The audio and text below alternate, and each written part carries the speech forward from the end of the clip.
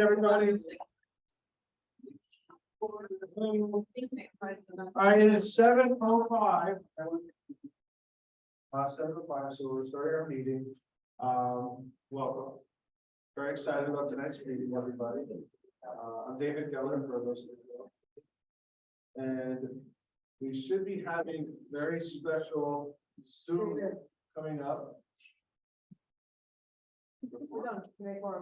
And we have tomorrow. Good. Thank you all for being here. But before we start with our Lieutenant Governor candidate, Karla Hernandez, who's been joining us via Zoom, we want to start off the meeting by introducing anyone here who is new member. Can we go over housekeeping first? Yes. Sorry. We're going to go over housekeeping first, and I'm going to hand the microphone to Steve. Hello, everyone. Just a few housekeeping items before we get started.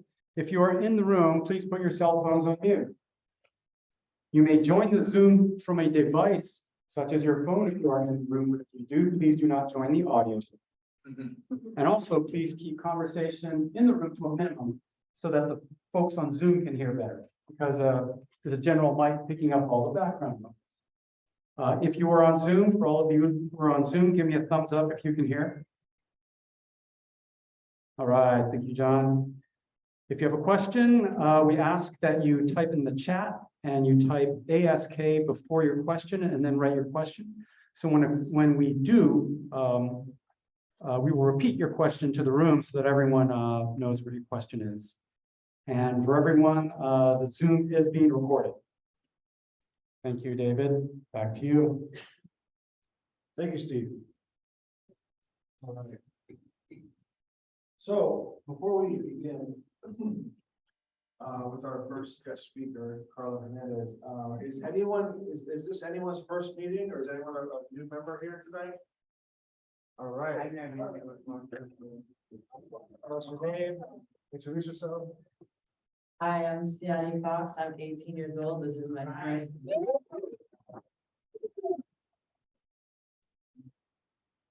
I don't live in Miami Beach, but Raquel lives in my district, so I came here to support her. Oh, very awesome.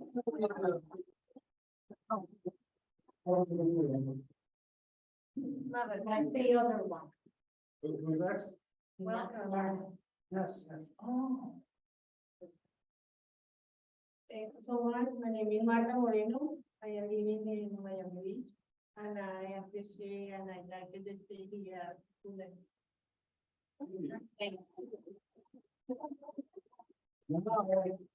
We're going to be passing it off to our amazing Lieutenant Governor candidate, Karla Hernandez. So many of you probably already know her. She's been an incredible lifelong advocate for our teachers, our public education, and so excited to have her join the ticket with Karla Chris. And Karla, can you hear us okay? I can hear you perfectly. This is such a great setup. Awesome. We're very excited to have you here, so thank you, and the floor is yours. Thank you. Thank you so much. So good evening, everyone. It is wonderful to be here. I feel like I'm with family. There's so much great work that obviously the Florida Democratic Party and you all on the beach are doing for so many of our great candidates. I see that you have some stuff out there for Raquel, Pacheco. She's amazing. I love her. She's such a fierce fighter.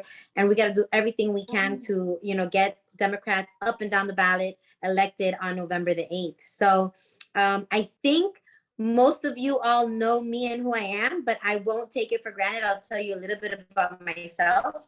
I was born and raised here in Hialeah. My family are immigrants from Honduras. I'm a first-generation American, and I decided to dedicate my life to public education. I've been a teacher for 19 years. In that time, I have taught middle school special ed science classes. I'm a special education teacher that focused on science, but taught many other subjects as well. And I did that for 10 years, became teacher of the year at Hialeah Middle School. And then I got into the politics of education, which came through the union world. I was secretary treasurer, and then I've been president now. This is my third term. I was just reelected in February. So this is my third term as president for United Teachers of Dade. And United Teachers of Dade is the largest teachers union in the southeastern part of the United States. We're big. We represent all the educators, faculty and staff for Miami-Dade County Public Schools. And there's a lot of advocacy work to do there. I mean, you know, you all know Lucia Baez Geller. She's amazing. She's a rock star. I mean, we saw how she stood firm with the board item that she had. Was it last week? Yeah. Or was it the week before? It feels like it was last week, but it might have been 2 weeks ago. Yeah. I mean, she's so strong. She's committed. She's a fighter. You know, she doesn't back down. She knows exactly, you know, what she stands for. And, you know, we need more folks like Lucia out there. It has become a nightmare to be a school board member right now. They're under so much attack by these MAGA extremist groups, and that's what they are. These Moms for Liberty, these Proud Boys that are infiltrating not just the, you know, the GOP groups, but they're everywhere. I mean, they're putting them on school boards. There's about, I don't know, I think they said there were 19 school board races that Ron DeSantis funded, and he funded them to an extreme. It was an exorbitant amount of money, over $1 million in these school board races. And so 19 of these people were able to get into different school boards across the state. So when they talk about not indoctrinating kids and taking the politics outside of the classroom, they're actually doing the exact opposite. This is like the Orwellian, you know, what George Orwell talked about in the book, you know, that he's projecting these things and calling them one thing, but they're actually opposite, and words matter. And so there's just been so much divisiveness, you know, in our state. I think that these are two very opposite kinds of campaigns. You know, DeSantis is about dividing people and showing hate, putting Venezuelans on a plane and sending them to Massachusetts. He's about taking away women's rights, where, you know, as women, we don't have the freedom to make our own decisions about our bodies in an intimate setting with our families. You know, he's trying to have government control our bodies. You know, all these things that are just awful to our communities. And so I'm asking you all for your support, your vote. Let's make Florida better. Let's unify this state. Let's make sure that he's representing all of our needs. He does all these political stunts as part of distractions, right? To distract us on planes, on using taxpayer dollars for political stunts by sending them on planes to Massachusetts. The stunt, I mean, there's so many stunts that he is about, because he doesn't want to talk about the issues. You all live on the beach. You know that affordability is huge. We have homeowners insurance that has skyrocketed. We have people that are being priced out of their communities. These are real issues that people want to address that he's totally avoiding. You know, he doesn't want to talk about these things. So he creates these fantastical and fictitious scenarios to try to distract people. And we're smarter than that. So I need you all to be energized, because you all are what holds us together and make us better. We have to turn out the vote. I tell people this, and I mean it. Treat this like a presidential election, because it is. This man is not running for the state of Florida. He's running for the White House. And so when we save Florida on November the 8th, we're actually saving the entire country. We have to make sure that we vote for decency, for compassion, for people who care about working people, who want to put education first, who care about people making a decent wage so that they can afford to pay their bills.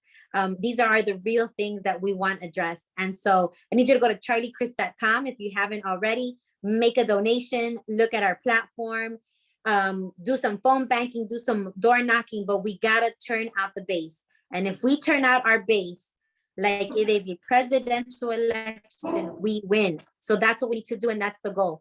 Get all of our Democrats to come out like if it was a presidential election, because if we turn out our base, we win.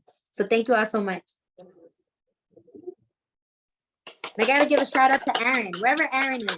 I can't see my Aaron, but I love Aaron. Right here, Karla.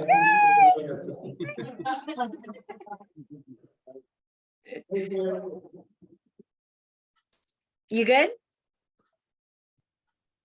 Ready to see you as the next lieutenant governor is what I'm ready for. Awesome. I love you, Aaron. I love you guys, and I appreciate you giving me the time. Thank you. That was exciting. Thank you, Karla, once again. Is there any new people here tonight? Anyone else that, it's your first meeting or you remember? Please introduce yourself.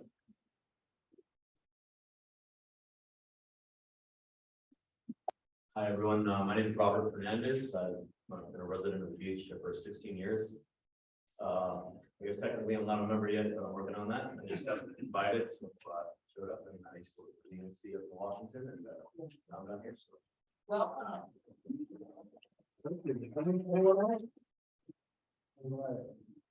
So we have quorum tonight. And before moving forward, I'd like to do a little bit of club business. We have minutes from May, June, July, and August 2002 that need to be approved. So I'd love a motion, if anyone wants to make one in a second, to approve these minutes. Anybody? All right, I got a motion over here. Any second? So Bill, all in favor of approving all of those minutes? Aye. Any opposed?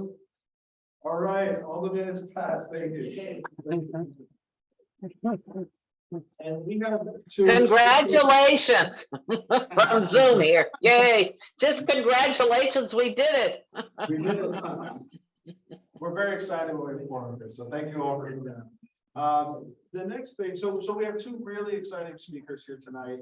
But before we get there, we're almost there.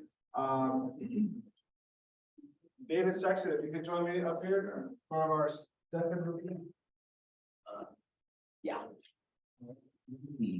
So a month ago, maybe? Yeah, August 10th, August 10th, August 14th. August 14th, David Sexton put together an amazing event, and I'll have him talk about this, but an amazing event and fundraiser in support of this club. And it was just an absolute incredible thing. And we just wanted to thank you so much for everything you're doing for supporting our club and the community. So thank you very much. And You. I'm gonna hand you the microphone. Okay, and I'm gonna hand you this, and I'm gonna hand you this check All right. for we raised $1,400 through the ticket sales online, and then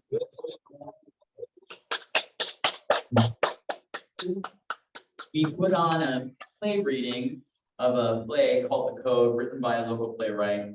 It was about a time and a place where the LGBT community was afraid to speak about who they were because they might lose their jobs or be ostracized.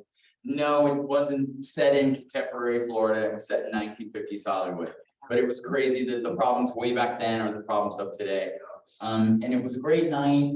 We set 50 tickets as a sold out house, and then we had to add more seats. And then I didn't even get to sit down, which is a good problem to have because I gave my seat away to someone else because we sold more at the door. And I just want to say that, you know, we can't all, I don't have enough money to donate as much money as I would like.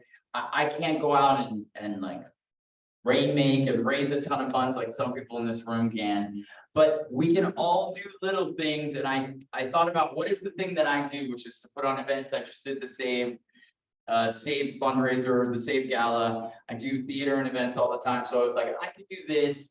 This is something I can do, and I can raise a little bit of extra money and fight the fight and support the cause. So think about what it is that you do, whether it's donating your time or your energy, or you have some sort of special gift or talent that you can put to work to raise money so that we can flip everything in November. My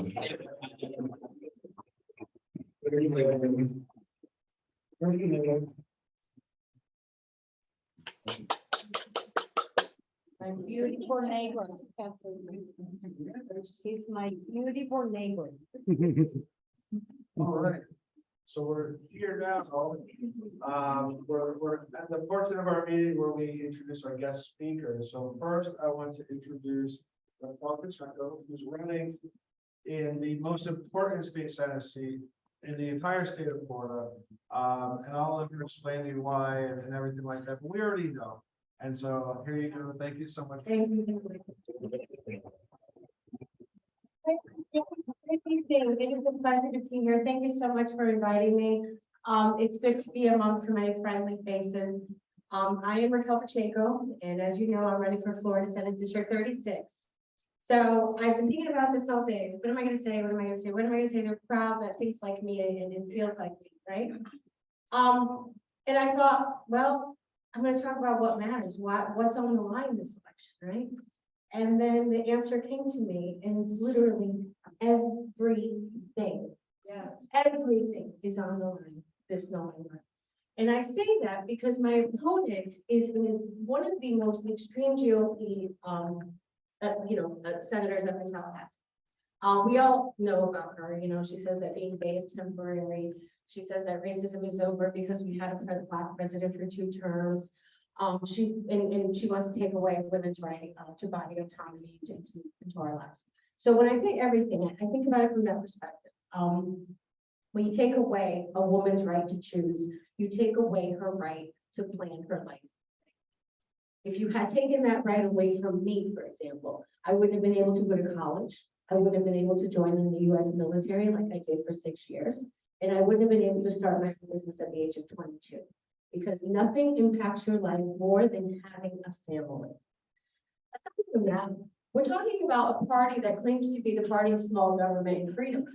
But yet they're in my womb. They're in our doctor's offices with us. They're telling us what books our children can read.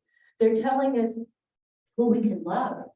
They're literally impacting and integrating themselves into every aspect of our lives. So don't be fooled. They are, and I know you're not. You're not fooled. But I say this all the time, and I talk to people outdoors, and it just blows my mind sometimes. I'm just incredibly small. I want to say almost like brainwashed, but it's almost like a cult of personality situation that we have going on here. And so I feel like this November, this is an election about values, about American values, about South Florida's values. And when I look around where I live here in Miami Beach among you, you all know me, I've run for office a couple times.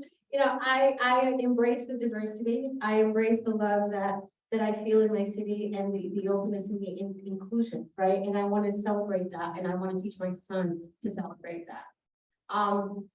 I have a child in the public school system. He attends South Point Elementary School. So it's very important for me that he and other children like him attend fully funded public schools in our state. And what we see now is an attack on the educational system, which Karla spoke about briefly. So I'm here to ask for your help, and I'm going to be very blunt with you. Every Democrat in this race right now is desperate for your help. We all need your help. We need you to donate first and foremost. And let me touch on that for a minute. I don't think any of us are going to be able to be competitive when it comes to money. It's just the reality of it. We've got a government that's got $130 billion. As Karla pointed out, he's funded all the school races. I mean, the pot is endless for them. So I'm not looking for millions of dollars because it's just not reasonable. What I'm looking for is your help, your engagement, your assistance. And that's where we can come strong. We can really have these strong grassroots campaigns. And I truly in my heart believe that this November, women are going to come out and they're going to fight for our lives because they literally depend on us. Please get involved however you can. Texting, phone banking, sign up to Canvas, talk to your friends and family, make sure everybody is registered to vote and has a plan for voting that day. But do whatever you can. And please encourage everyone you know to go out and vote this November. So I'm grateful to be here. Please go to Raquel.vote where you can sign up for if you want to volunteer. You can donate or you can just read about me and you can reach out to me anytime you want. And let's go forward to November on to victory. I look forward to it. Thank you.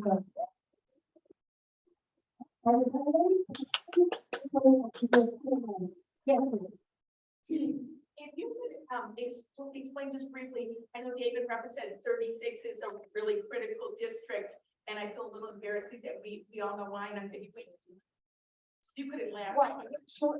Okay, for starters, District 36 is from 41st Street South, Miami Beach, south, so 41st is first. Then it goes west over the bridge, so we're talking Miami County. We're talking parts of Overtown. We're talking Doral, Coral Gables, Alapata. Well, this goes on and on. It goes all the way west to Sweetwater, basically. So it's a pretty extensive district. It's also a very diverse district. It's an 80% Latino district. And more importantly, oh, thank you for the map. See, there you go. There you go, 41st Street down all the way west here, West Miami. Yep, it's the Yeah. green area, correct. So, I think, what's most important is that, not in terms of like, if you look at the district, you can realize, you can recognize how diverse it is, right? But it's also very important to know that my opponent was not like elected by the people. She stole this election. If you can research this, it's not an opinion. In 2020, she was elected after a fake candidate was introduced into her race with the same last name as the existing Senator Jose Rodriguez. So JJR was outseated by a fake candidate who's paid $44,000 to jump into the race, and my opponent won by just 32 votes. So she does not represent our district, and that's why it's so important for us to bring it back, right?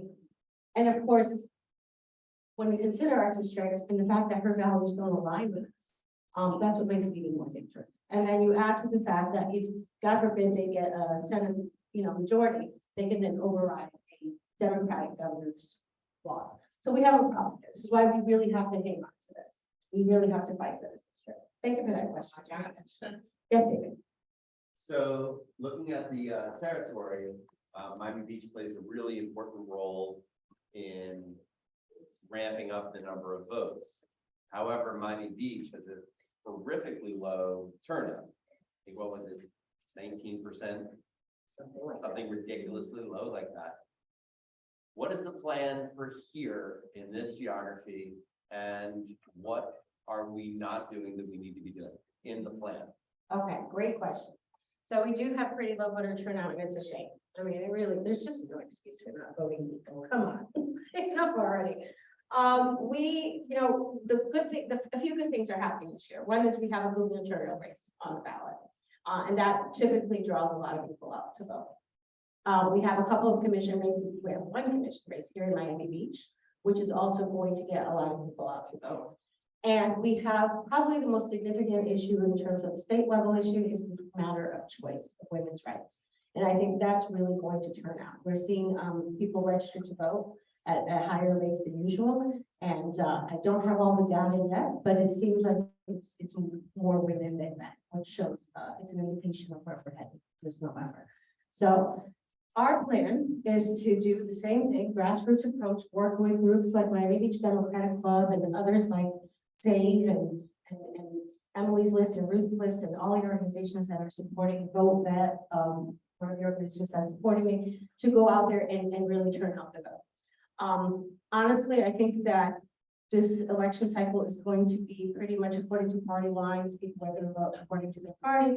But I also feel like it's going to be an election about values, American values.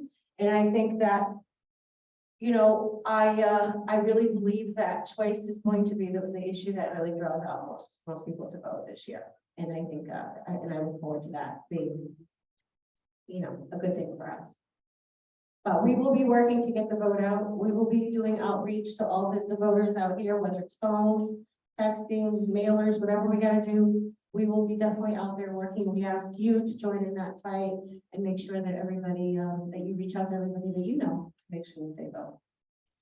That's always our democratic problem, right? We got to get people to vote. We are the party of freedom. We are the party of common sense.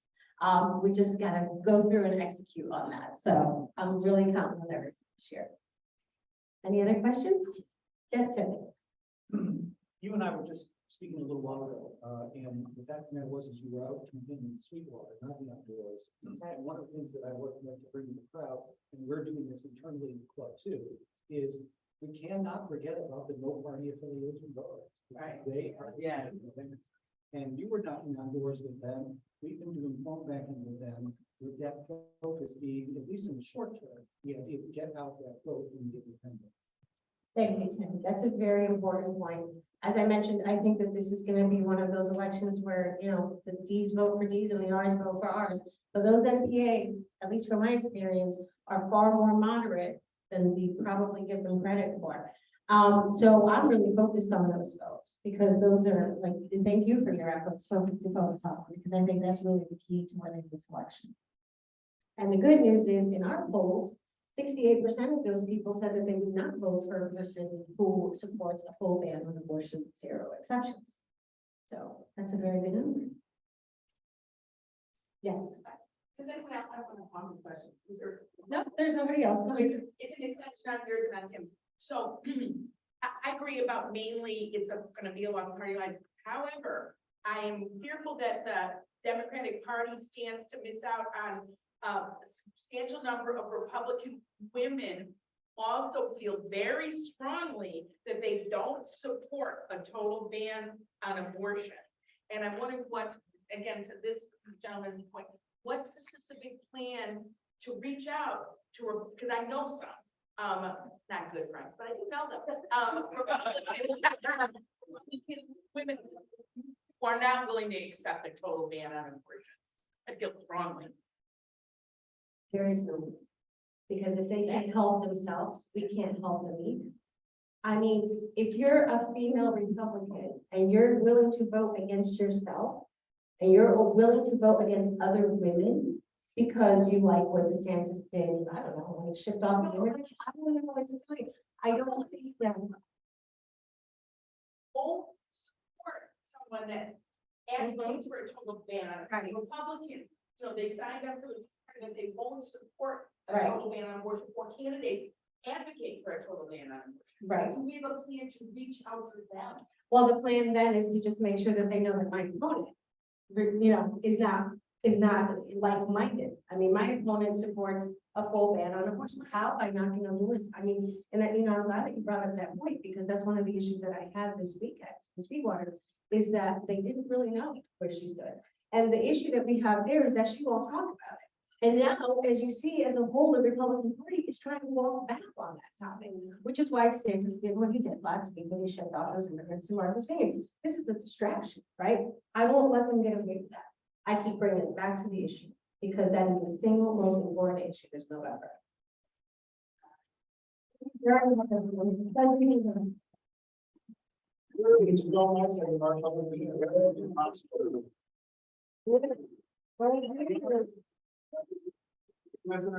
Hey, next up, we have Miami Beach Commission candidate Laura Dominguez, and she is a proud Democrat. We're very excited to have her here to speak to us.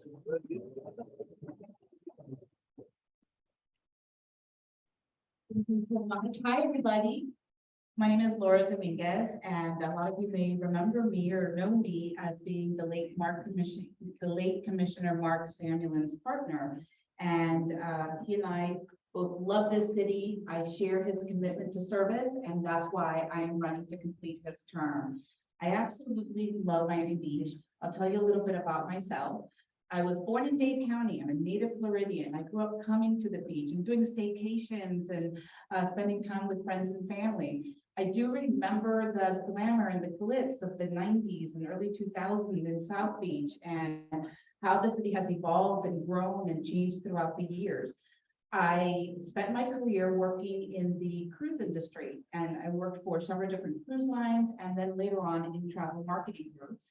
I went to Miami-Dade College and later graduated from the University of Miami. And today I own my own company. I have a digital marketing firm, and I focus on marketing strategies and social media management and email databases and things like that. I love having my own business, and I love having a variety of clients that help me be my own boss, and it also gives me the time to serve and work with the city. So I'm very excited about that. The 3 priorities that I have, number 1 is public safety, and crime is a problem everywhere in the country, but definitely in Miami Beach. And I did a ride along recently with the police, and it was from 10 p.m. to 2 a.m. And we rode through all of the typical areas of South of Fifth and the entertainment district. And the biggest thing that I found is that we don't have enough officers.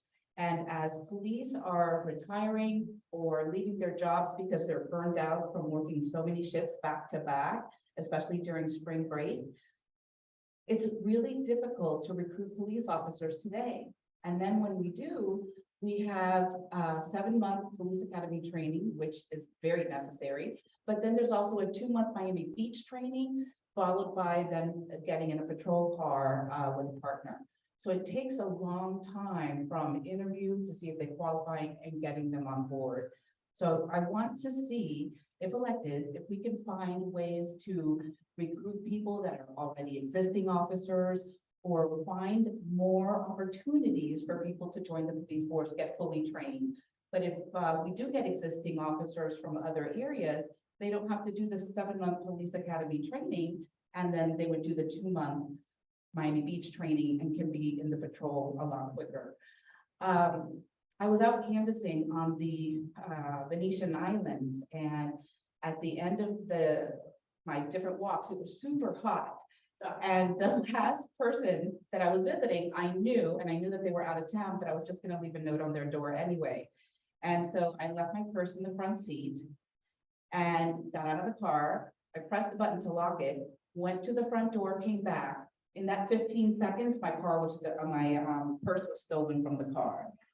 And the police did an investigation on it. They looked at cameras from the people across the street. And what happens is, there was a Lexus that drove by. From the way that my car was parked, they could not tell who stole my purse.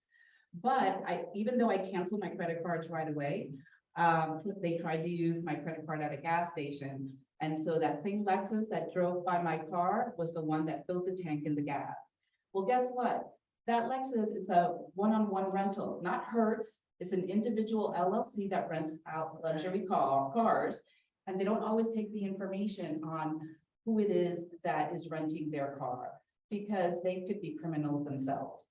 But it was just unreal to me, this labyrinth of crime and criminality that's happening at 4 o'clock in the afternoon on the Venetian. So we do need to be careful. We do need to have more police presence. And that's something that is definitely a priority for me. And job one for city government is to keep our residents safe. And number 2 is our resiliency projects.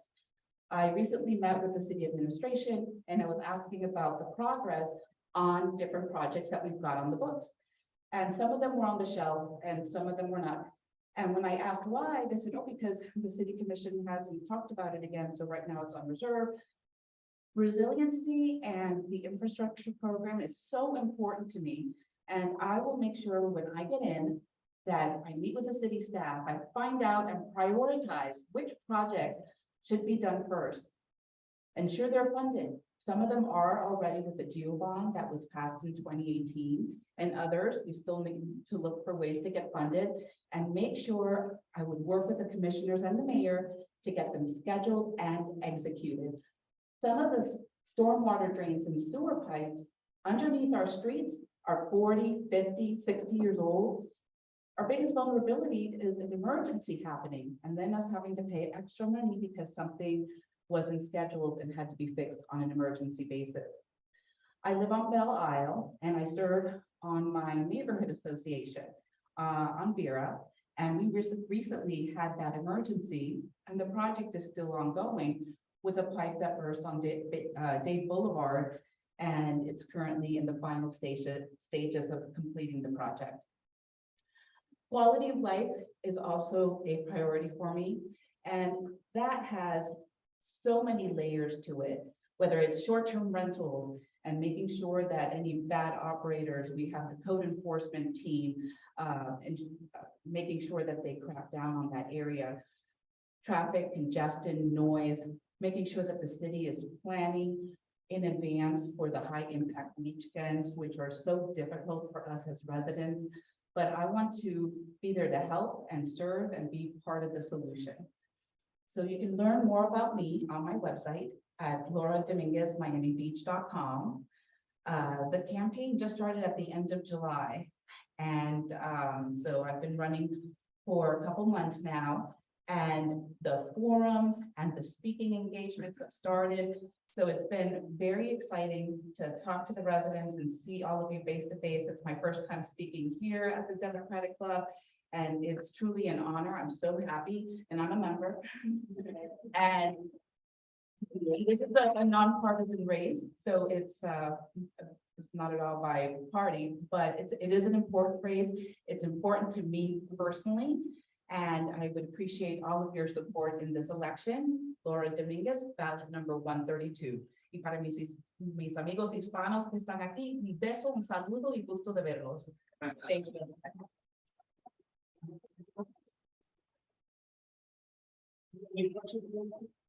Linda on Zoom has a David. question. Laura, you and I spoke at, I think it was actually at a play reading. And we talked, because of course I knew Mark so well and followed Mark. And you said, as much as you're running as a legacy of Mark, you're your own candidate. And that you wanted to make sure that people were clear that you had some views like the alcohol ban or things like that. Do you want to talk a little bit about that, how you may differ from Mark's legacy? Sure, absolutely. There were projects that were, and I'm gonna start crying now thinking about that. There were projects that were super important to Mark, and I want to make sure that I give it my all to make sure that those projects get done. One is the bridge on Fifth Street. That was something that was very important to him. He also was a strong advocate of the Marriott Stanton project that's currently on the ballot. He loved that transient use building was being turned into residential in a residential area south of Fifth. And then there's a few others, but you really touched me good.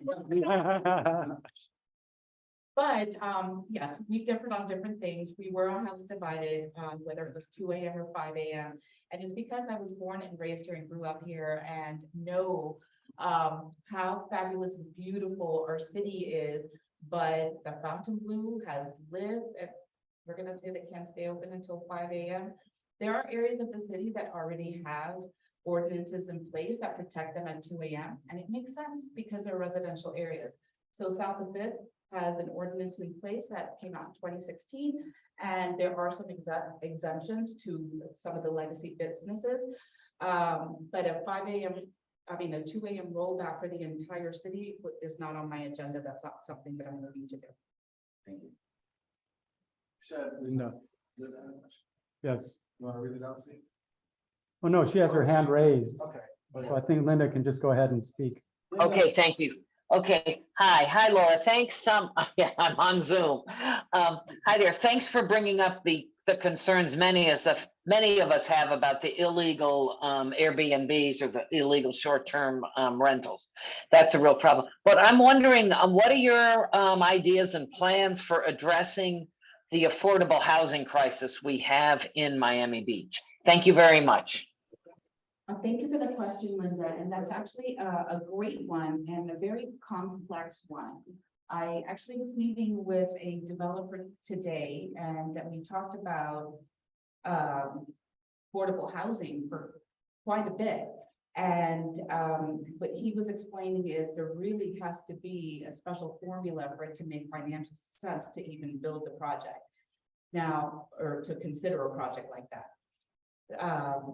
The nice thing is the city already has several projects with workforce housing as a component of it. So it is coming to Washington Avenue and to areas of North Beach. And one of the commissioners is here, and I watch the commission meetings because I'm a groupie. And I've heard you speak before, David, just Commissioner Richardson, that you're working on a public-private partnership in the Briar and Carlisle area that would have workforce housing components. So those things are coming. So while a developer may look at it as something difficult just to build something for affordable housing, there are several projects coming with that component. And I think that's fantastic. Another thing I'll mention is, so for workforce housing, the idea is to have the front lines, whether it's the police, the fire, nurses, teachers, the union workers, to have first opportunity to apply for that workforce housing space. And I didn't mention the endorsements that I've received so far. And so I have received the endorsements of CWA and AFSCME, which are both unions. My father was a machinist for Eastern Airlines for over 2 decades, and he was a proud member of the union. So I understand the value of having a union advocate for the worker and making sure that they had fair wages and benefits. It made a difference to my family growing up. I also have the endorsement of SAFE and Equality Florida. I have been involved both with Mark and on my own as a donor and champion for both organizations. And for Equality Florida, I've served on their steering committee for the past 7 years. I actually just had a steering committee meeting last week.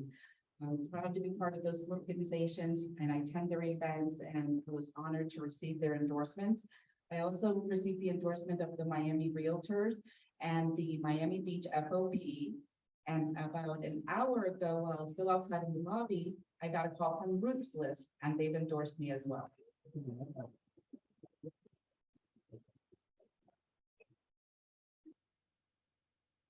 Any other questions? Carrie? I had a question, Laura. I go to the legal park neighborhood association meetings. Listen to the projects that come forward, many wonderful projects, including some of workforce housing. And it gets to the point where they talk about rooftop venue music, which is go downhill from there. So I guess the question is, as a commissioner, what advice how would you work with developers? What advice would you give them about having some success with their area? Well, the first advice I would give to the developers is to get buy-in from the neighborhood and to talk to the community so that they do things that are not going to be disruptive in a residential neighborhood.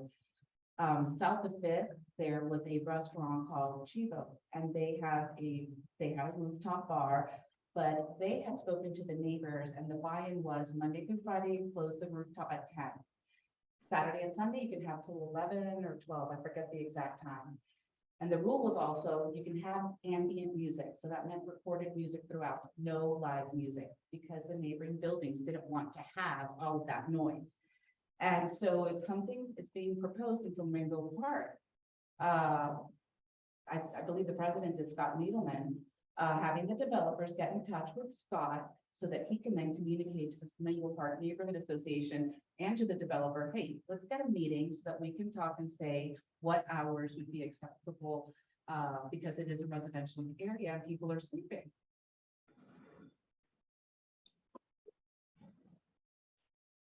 Thank you for having me. Good luck.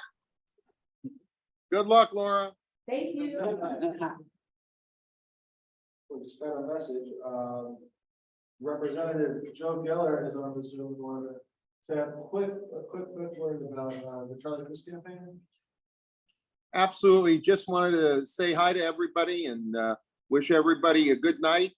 The Crist campaign is moving. Actually, just got off also with the Val Demings campaign. I don't know if Rachel was on this call tonight, but get involved with the Blue Shift. Get involved with the coordinated campaign.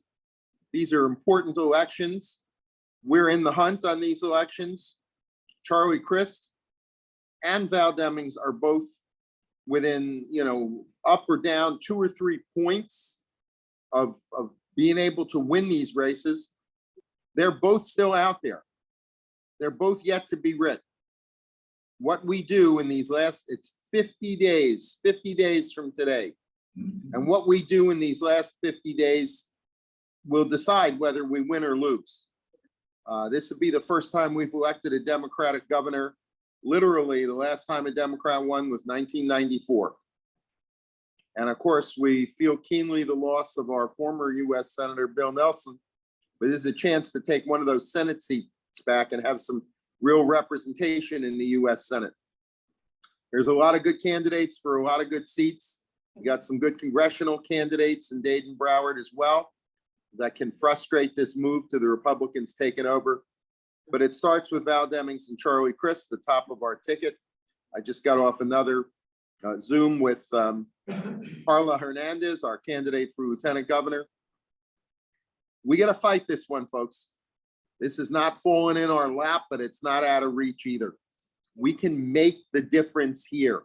We can do it. The people on this call can do it. All of us together can do it. And, you know, whether you're voting for somebody, if it's Laura's election that's dragging you out to the polls, or whatever it is that's pulling you out, make sure between now and then you get on the phone banks, see if you can knock some doors, call your friends and family. These are going to be close races. This is still a swing state, and we need everybody, and we need every vote. And I'm feeling good about it. Things are swinging our way. The president's popularity is back on the upswing. We can make a difference. So, Mr. President, thank you very much. And my best wishes to everybody. And thank you all for taking your time to be on this call. You know, I was at the Sunny Isles Beach Democratic Club just yesterday. You take your time, you make a difference, but spread the word. We need everybody. Thank you, David. Thank you so much, Representative.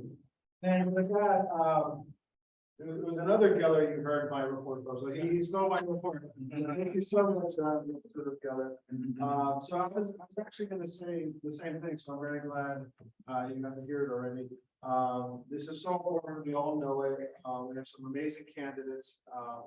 Almost every day, there's an opportunity to phone bank, text bank, canvas, knock on doors, et cetera, et cetera. There's events, extremely important. We have a window for registering voters, which we'll hear from Natalie very shortly. So we just need to be 24/7 doing everything we can. So I'm going to move forward. Actually, Steve, I believe there's some slides to go on. Okay. For our points.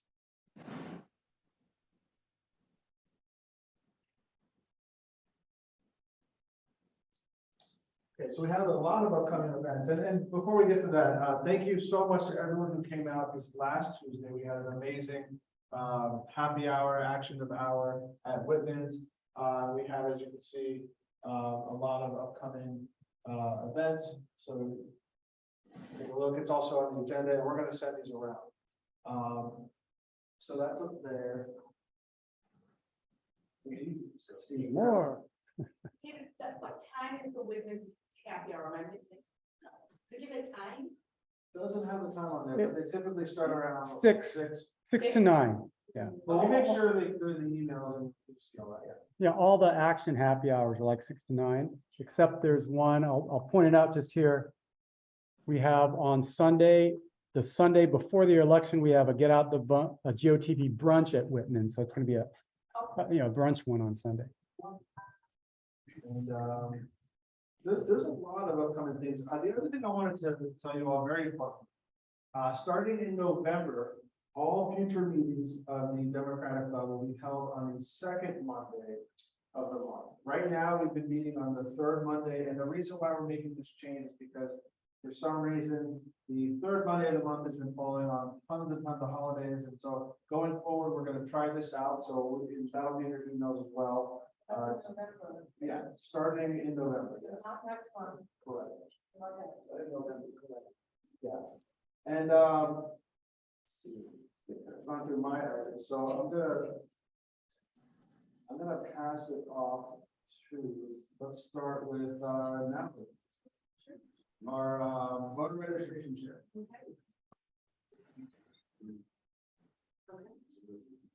Hi, everybody. Thank you to all of those who came to the virtual training last Monday on voter registration. I'm here to remind you and panic you, we have 21 days left to register voters. The deadline is October 11th.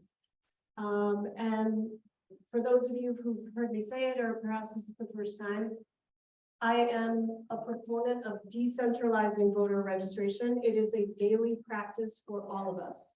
You can do it so easily in your daily life. I do it all the time. There are members who are already doing it as well. Thank you so much. And if we can put up vote.org on the screen, please, Steve. Yes. So this is your tool, vote.org. You can register voters online in just a couple minutes, as long as they have a driver's license or a Florida ID. You can stand with them. They can go through it in literally less than 5 minutes to register voters. So please, everybody, at home, on the screens here.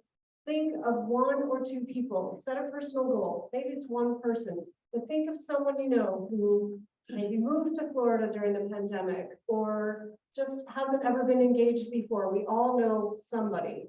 And if you don't know somebody, meet a stranger. And I'm sharing this, I call this my Republican repellent. Wear Republican repellent. It doesn't have to be this issue. It can be the climate. It can be women's rights, reproductive freedom. It is amazing what a t-shirt will do or a button.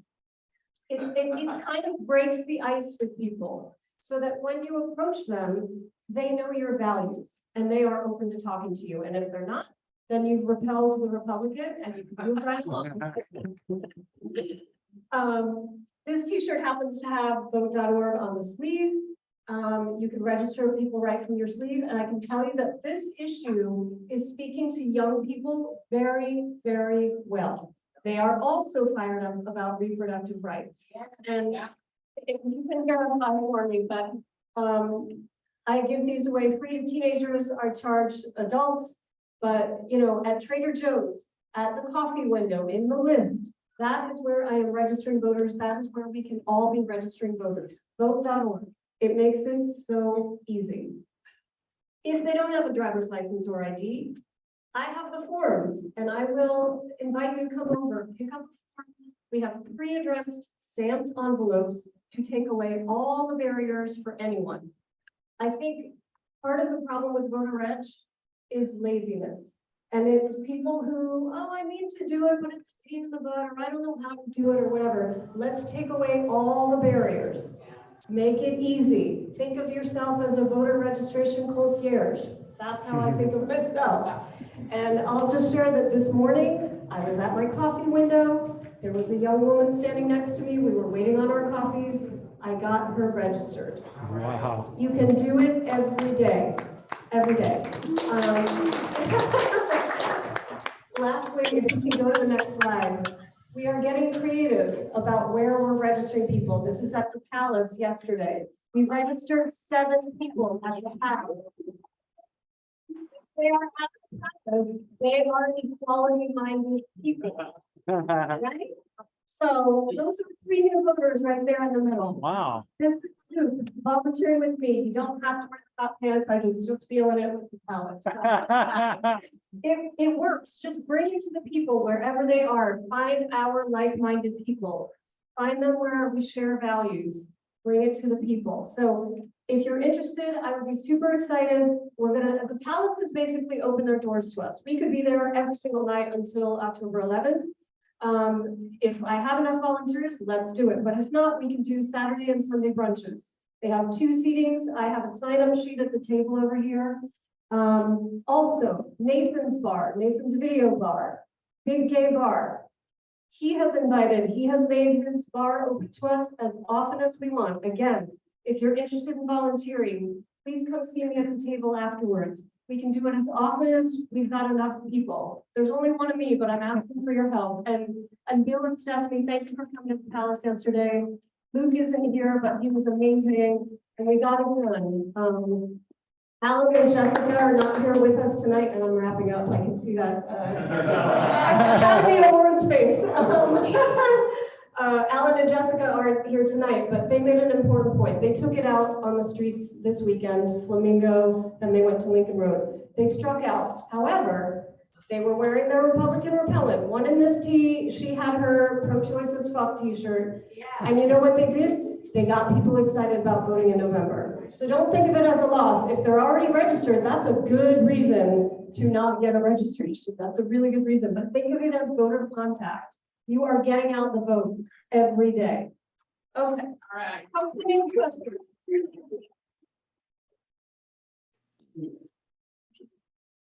What's that? Yeah, yes. Hello, everyone. I just want to say something real quick about some of the events we've done. I'm going to point out these action happy hours that we've done and just let you know that the last one we had on Tuesday, we did phone banking and we did text banking. We reached more than 10,000 people. And I want to go back to the Senate District 36 map that you can see there. And that's the green. And look real quick, the red map is Florida Congressional District 27. And then Tadeo was coming to that. And what we noticed is that there's a great deal of overlap. This whole area, about Little Havana up to Sweetwater, is both candidates. So let's focus on fire on that. That's what we did. We selected Democrats who live in both of those districts, and we texted them to encourage.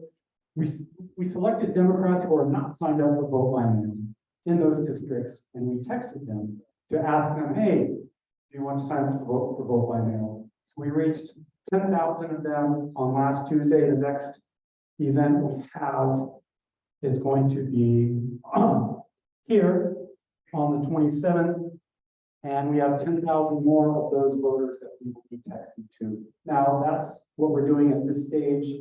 At the same time, Tim is doing phone banking, and we're doing voter registration and all kinds of other things. And as we move down to these other events, our target and our messages will change, of course, as we get closer to vote by mail chase. We'll do that. Get out the vote. So that's all I wanted to say.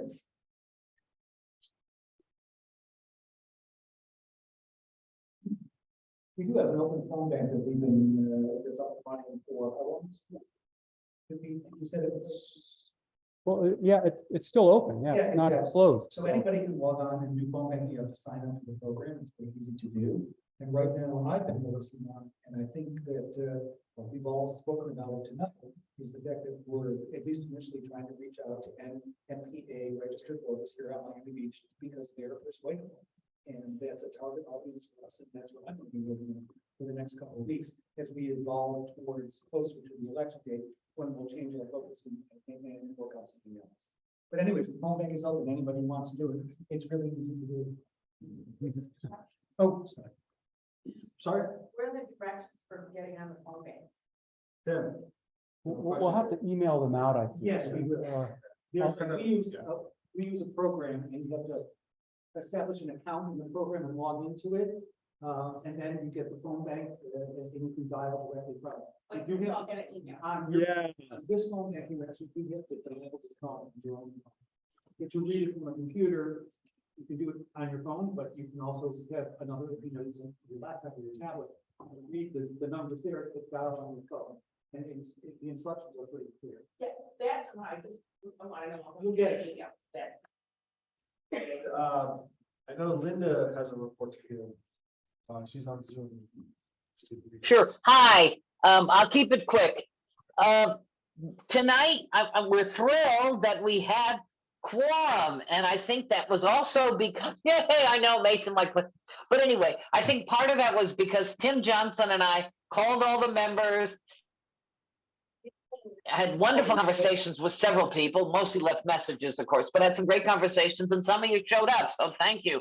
But also, we're using something that we have in our bylaws called proxy, and we had 2 proxy voters tonight. We're going to be sending out very simple instructions, but it just helps us to be able to have enough members for when we have some critical votes. And obviously, the person who's your proxy will be voting on your behalf. It's pretty simple. It's going to be all electronic. So look forward to seeing that. The other thing is, on that long list of events, don't forget our Halloween fundraiser. All these wonderful text banking costs money. And so, and we were thrilled. Thank you, David Sexton, for your wonderful fundraiser, $1,400, but we're going to need more money. So that's the 27th of October. There'll be more details about that party, but we hope to see you all there. It should be a lot of fun. And of course, we're all going to be in costume. Okay, we can all look like our worst nightmare of those Republicans we hate. Anyway, thanks a lot, folks, and I'll see you soon. Take care. And Aaron has a good report to give as well. Hi, everyone. Good to see you. It's good to be back in Miami Beach. I was traveling with, we saw Karla tonight, Karla around the state for the last few weeks as she kicked off, sort of standing in until she had a permanent person to travel with her. But it's really gotten me fired up about what we can do here in Miami Beach and made me grateful for each of you in Miami Beach as we focus on our organizing efforts. So a couple quick updates. There's sort of a twofold thing. The one is that anyone who wants to be in touch about stepping up to support the coordinated campaign and Blue Shift and all of the things that are happening, if you're thinking about the idea of, what can we do beyond immediate actions? What can we do to set those actions up for success? What can we do to map out our own neighborhoods and so on? We have sort of a threefold North Beach, Mid Beach, South Beach. And if you're interested in leveraging your own contacts, thinking about how we get into buildings, how we map out who we know. We're a big enough community that we can really move the needle, especially in these statewide races, and we're a small enough community that really, I mean, if you just think about the 15 people we have virtually, and then all of you who are in the room, that could be the difference right there, and having a carefully coordinated infrastructure in place as we move forward in this next month, or the difference of having something that's less effective. So if that's something that interests you, I'll drop my email in the chat box in a minute. My dog is sleeping on my lap here, so my arm is not available. As soon as he wakes up, I'll drop the email in the chat box. And then the other part is the neighborhood conversations program that we're doing. We have a couple exciting neighborhood conversations coming up. Either the 28th or the 29th. We'll email the exact date out based on when we get the venue. We're going to be with the Parkview Island Neighborhood Association, as well as Laura Dominguez, who's in the crowd tonight and running for city commission. And for those who haven't been, what we do at the neighborhood conversations, it's sort of the inverse of a meeting, where in a club meeting, we come together and we have these great speakers and so on.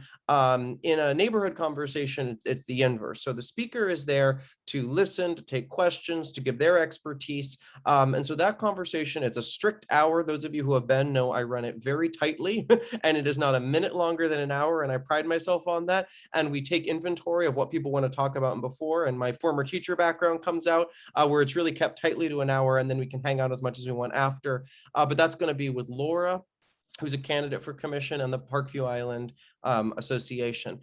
We have a couple that are confirmed in terms of the person, the featured guest is confirmed, and we're tightening up the exact date. Commissioner David Richardson, who's in the crowd tonight, has one coming up, and we're going to nail that exact date. So be on the lookout for a neighborhood conversation with Commissioner Richardson. Commissioner Rosen Gonzalez, who was with us earlier tonight, she's going to have one that's going to be around either October 11th or October 18th. I was talking to Monica earlier today, her commission aide, about that.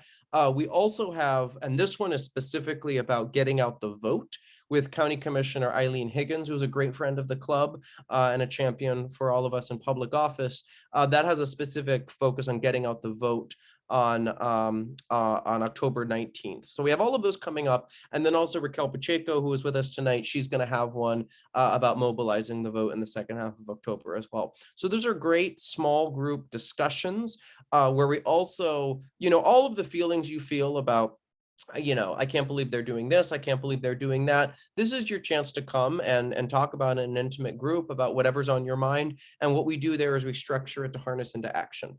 So if you're interested in plugging into any of these conversations coming up, and again, you'll get memos and updates as each one comes, with Commissioner Richardson, with Laura Dominguez and the Parkview Island Association, Commissioner Higgins, with Commissioner Rosen Gonzalez, with Raquel Pacheco, our next state senator for this district.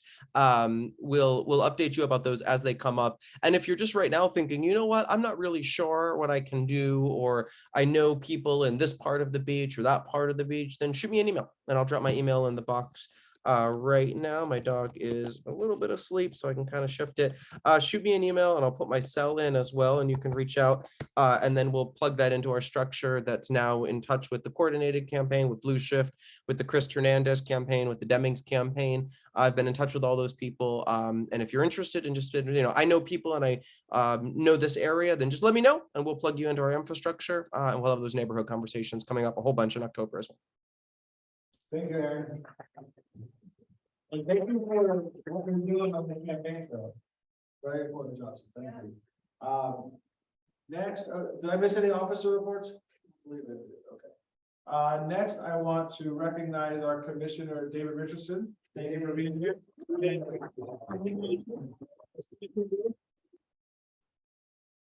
Thank you so much, David. So I'm going to be really brief. I just want to come and say hello. So many friends in the room.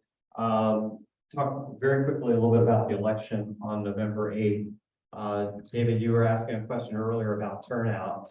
So this particular cycle, because there's a governor's race, the number is going to bump up. We're looking at probably anywhere in Miami Beach between 20 and 22,000. That's what we're hopeful for. There are about 50,000 voters, 87,000 people, residents. So we could hit 40% turnout, which is really unusual because in this last election, we only, we got to about 25%, and then the runoff dropped to 53% of that. It was really low, but generally Miami Beach are like 10%. So, I mean, it can be really very, very low. So I want to follow up on the conversation about the MPAs too. Obviously, we've got a lot of friends in the room because we're all Democrats, right? We have to make sure we get everybody out to vote. But as Raquel said, and I'm a big Raquel fan, so I'm all in with Raquel. I was in her last election. I know that she's going to make a great public servant. So, she mentioned a little bit about the person that won the seat previously. It really was an election that was stolen, and that's why the state attorney is looking at it. And if somebody, I believe, is going to go to jail. So somebody has, well, there was also the problem in Orlando. The same individual apparently perpetrated the same act there. So it was really horrific what happened. The election was stolen, but in particular, the district, as you all know, I had District 113, which was Miami Beach and Little Havana when I served in the House. And Raquel, it was interesting that you mentioned the polling number around 68%, because when I was in the House, I worked on a number around 70%. So around 70% of the MPAs will vote like a Democrat. So it's really going to be critical. And I was happy to hear Tim saying that, reaching out to the MPAs, we got to get the Dems out voting. And certainly there are going to be some Republicans that are going to be flipping their vote because of the women's rights issues. But the MPAs are really critical on this cycle. So even though we're a Democratic club, anything that we can do to touch MPAs and encourage them to get out and vote is going to help us, given, especially in this area, because a vast majority of them are more likely to vote like a Democrat. So it's really, really important that we do that, because I'm absolutely convinced that we can flip the state Senate seat back to what it should be, a Democratic seat. It's so different running a campaign like Miami Beach Commissioner in a nonpartisan, even though everybody knows what party people are registered in, versus when you're running in a legislative race, because it's partisan. And so, we're going to assume that the Democrats are going to vote for the Democrats or Republicans, unless they have a reason like the abortion rights issue, they'll vote with the Republicans. But there's great hope on this women's rights issue. Look at the Kansas vote. It was not even close. It was incredible how that vote went down. So I would just, we're all out when we run, we say, can you give me money, money, money? And money's important, but more importantly right now is your time. And I know how important it is to run a field campaign. In my very first campaign, I was a complete underdog. And in the last 4 weeks of the campaign, we attempted 15,092 doors, and I'm always going to remember that number, 15,092 doors. I had an amazing field director, David Ball, who recruited an army. And so if you can give a few hours, if you can come out and do some canvassing or get on the phone, it really makes a difference. That's how I was able to win my election 10 years ago. I was a complete underdog. My opponents completely discounted me. And by the time they figured out that we were out with an army knocking on doors, it was just too late. So try to find a few hours and get on the phone or come and knock on the doors. You know, it's not that scary. In 10 years of campaigning and 6 or 7 campaigns, I've only had 1 or 2 people in all that time be rude to me. And those were really wacky stories, so. I remember one in Little Havana, like my very first campaign. I'd never run before, and I get to the door, knock on the door, the guy comes, and I start talking. He says, you know, you came here last time and you told me such and such, and then and he slams the door in my face. And I'm thinking, I've never run before. Anyway, you're gonna have a little wacky stuff, but really two situations in 10 years is not bad at all. So, and I just want to quickly say to Linda, you asked me a question about affordable housing. We love Linda because she volunteered so often with our food distribution. Thanks, Linda. Big hug to you. Affordable housing. Right now, the only project in Miami Beach that is on the books that's ready to go is the one in Collins Park. And just a few months ago, I got my colleagues to agree. There's a little bit of a funding gap because interest rates have gone up. I'm hopeful that we're going to get some money if the cultural arts bonds pass. If it doesn't, my colleagues have already agreed that we're going to fund that shortfall. It's a few $1 million.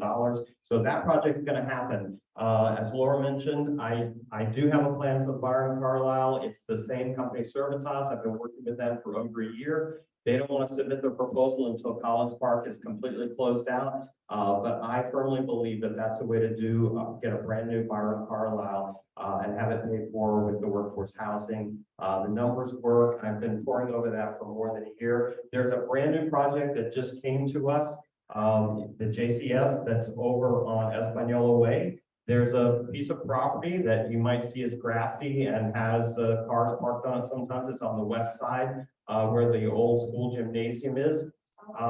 There is a proposal where that property is owned by the school board, and they are open to perhaps giving it to JCS for an affordable housing or workforce housing project.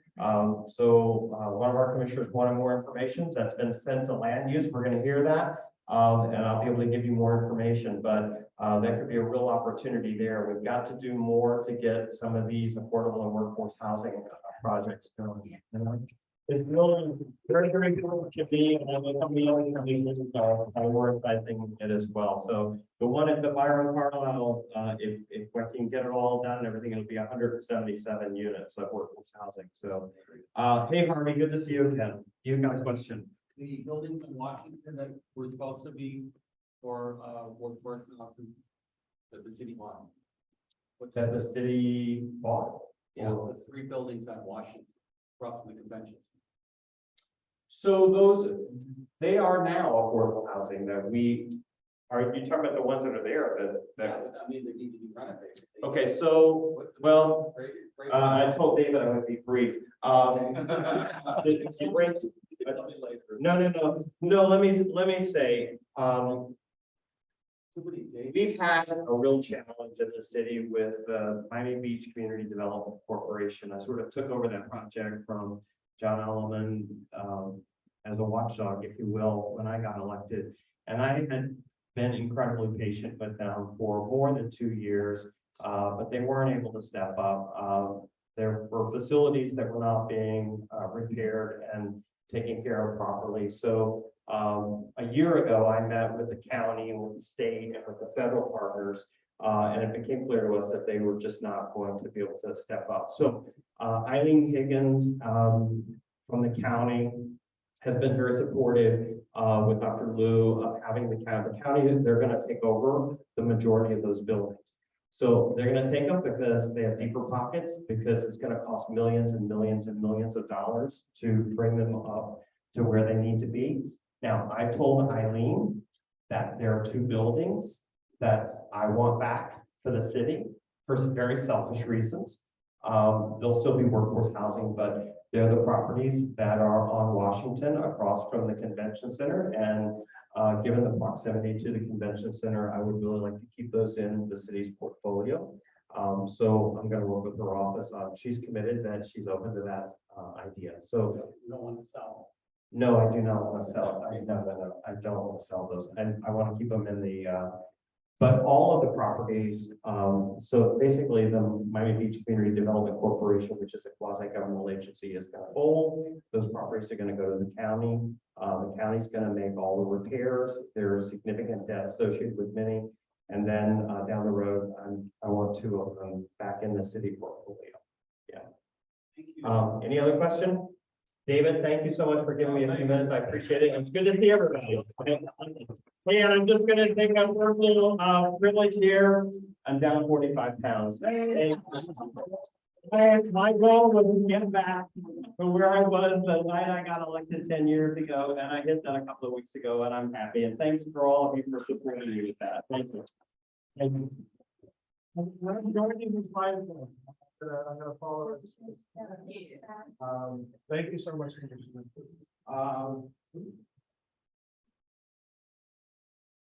So just a few quick announcements. We do have vacancies for 2 of our committees. We have a vacancy for our fundraising committee and our data committee. So it would be, if anyone's interested, these roles are really important, and please come see myself or other officer. We'd love to have you. And our other committees, if you'd like to get involved, we'd really love to help. So please talk to us. I think we've made it through our agenda. Am I missing anything, my fellow officers? Anything? Natalie? I would like to offer, I'll do a mini voter reg training after the meeting for anyone who wants to stay for a few extra minutes. So Natalie is offering to do a mini voter registration training. The table's over there after the meeting, so that would be great. And once again, can we get a round of applause for our guest speakers tonight?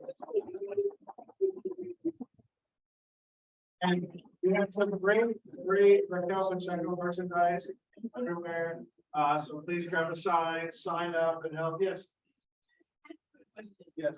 Because women's rights is such a hot issue at the moment, can we not have some kind of, action event that's gonna show our, our support on the beach in regard to that? And it might also incentivize, or it might help, some of those ones, with voting. Absolutely. Let's definitely chat after. Talk to the program. We should talk. All right. I will, Tim, hold on, one more report, and then we will return. But before I hand off to Tim, I want to thank the beautiful Versailles Hotel for having us here. Yeah. Hold on one second. I'm not really. I just, real quick, everyone, if you want to volunteer, we have our sign up sheets right here, so please go down the way. Thank you. Yes. I've heard several people say that one of the reasons why perhaps in one city it's a little bit difficult to find parking nearby. But tonight, I parked on 17th Street. I didn't know that you could drive across Collins Avenue on 17th Street, and between Collins and the beach, there's a full street of parking available if you have the parking mobile app. It's obviously inexpensive if you're a board, if you're a Miami Beach resident. And tonight, when I came, it was early, but there were 4 or 5 spots open right there, right around the river. All right, thank you, Tim. Thank you, everybody, for joining us tonight. We are adjourning the meeting. 8:22 p.m. We're a little early, so thank you all. I move that we adjourn, David. I move that we adjourn. I move that we adjourn. I second move that I we second adjourn the the adjournment. meeting. Moves for David, second, Tim. Any opposed? I have a second. I second. All right, hearing none, the meeting's adjourned. Now it's gonna be at 8:23. Thank you.